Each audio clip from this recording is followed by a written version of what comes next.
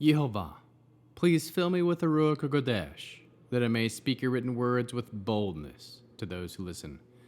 I ask all these things in Yeshua HaMashiach's name, amen.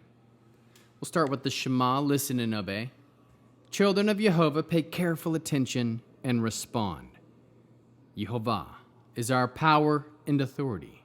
Yehovah works in unity with himself, and you shall act upon your love to Yehovah with your power and authority, with your thoughts in mind, with your entire body, and with all the muchness that you have. Yod, Hey, Vav, Hey. Hand, behold, nail, behold. Genesis chapter 25. Abraham took another wife, whose name was Keturah. She bore him Zimran, Yakshan, Midan, Midian, Yishbach, and Shuhach.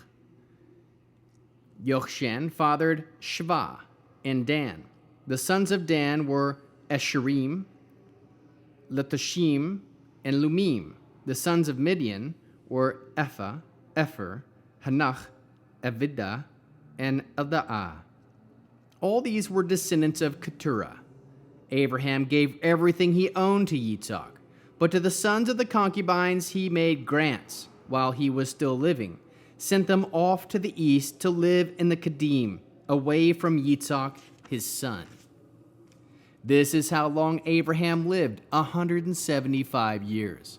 Then Abraham breathed his last, dying at a ripe old age, an old man full of years, and he was gathered to his people. Yitzhak and Ishmael, his sons, buried him in the cave of Machpelah, in the field of Ephron, the son of Zohar the Hittite, by Mamre, the field which Abraham purchased from the sons of Het. Abraham was buried there with Sarah his wife. After Abraham died, God blessed Yitzhak his son, and Yitzhak lived near Bir Lacho-roi. Here is the genealogy of Ishmael, Abraham's son, whom Hagar the Egyptian woman born to Abraham. These are the names of the sons of Ishmael, listed in the order of their birth. The firstborn of Ishmael was Neviot, followed by Kedir, Abel, Mibsam, Mishma, Duma, Massa, Hadad, Ti'imah, Zur, Nephish, and Kidma. These are the sons of Ishmael, and these are their names according to their settlements and camps, 12 tribal rulers.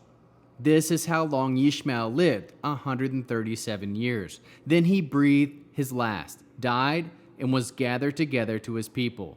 Ishmael's sons lived between Havilah and Shur, near Egypt, as you go toward Ashur. He settled near all his kinsmen. Here is the history of Yitzhak, Abraham's son. Abraham fathered Yitzhak.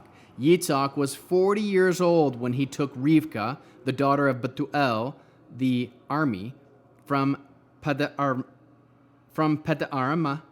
the sister of Lavan, the army, to be his wife. Yitzhak prayed to Yehovah on behalf of his wife because she was childless. Yehovah heeded his prayer, and Rivkah became pregnant. The children fought with each other inside her so much that she said, "If it's going to be like this, why go on living?" So she went to inquire to Yehovah, who answered her, "These are two great nations in your womb. From birth there will be two rival people. One of these people will be stronger than the other, and the older will serve the younger." When the time came for her delivery, there were twins in her womb. The first to come out was reddish and covered all over with hair, like a coat. So they named him Esau, completely formed, that is, having hair already. Then his brother emerged with his hand holding Esau's heel, so he was called Yaakov. He catches by the heel. He supplants. Yitzhak was 60 years old when she bore them. The boys grew, and Esau became a skillful hunter, an outdoorsman, while Yaakov was a quiet man who stayed in the tents. Yitzhak favored Esau because he had taste for game. Rivkah favored Yaakov One day when Yaakov had cooked some stew, Esau came in from the open country, exhausted, and said to Yaakov, "Please, let me gulp down some of that red stuff. That red stuff. I'm exhausted." This is why he is called Edom, red. Yaakov answered, "First, sell me your rights as the firstborn." "Look, I'm about to die," said Esau. "What use is it to me or in my rights of my firstborn?" Yaakov said, "First, swear to me." So he swore to him, thus selling his birthright to Yaakov. Then Yaakov gave him bread and lentil stew. He ate, drank, got up, went on his way. Thus Esau showed how little he valued his birthright. How can we learn to love our Creator after reading Genesis chapter 25? We can learn some greatness. We can aim to be like Abraham and be very fruitful, even at an old age if possible, 175. Aim to live a long time here on earth, to be old and full of years. Ask Jehovah to bless you as he blessed Isaac. Know that Ishmael had 12 sons and lived to 137. Know that Ishmael's son lived near Egypt, all his sons. Know that Isaac was 40 when he took Rebekah as his wife.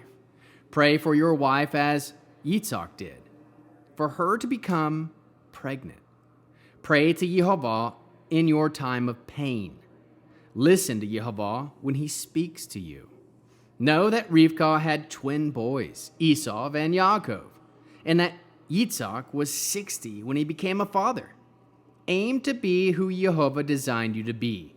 Aim to never let your desire for food overrule your good judgment. Aim to never be deceitful in your dealings with others.